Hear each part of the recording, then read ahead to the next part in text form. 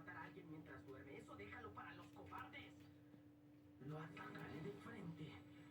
Para hacer más ligero el nuevo colmillo de acero. Te estoy esperando.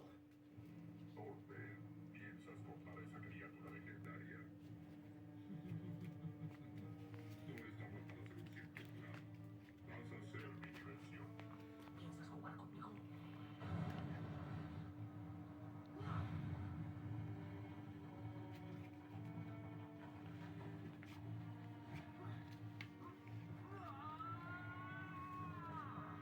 ¡Es una locura!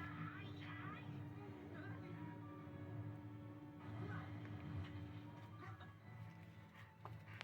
Niño insolente.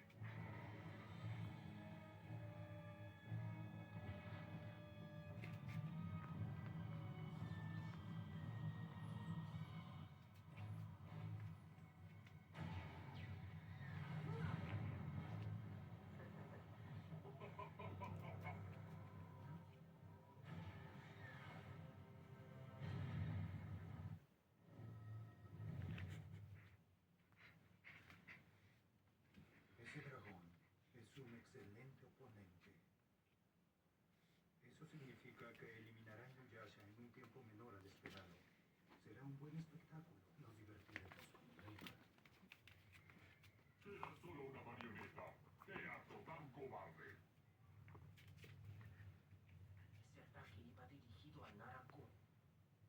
Niño, espero que puedas divertirme más tiempo que esa basura.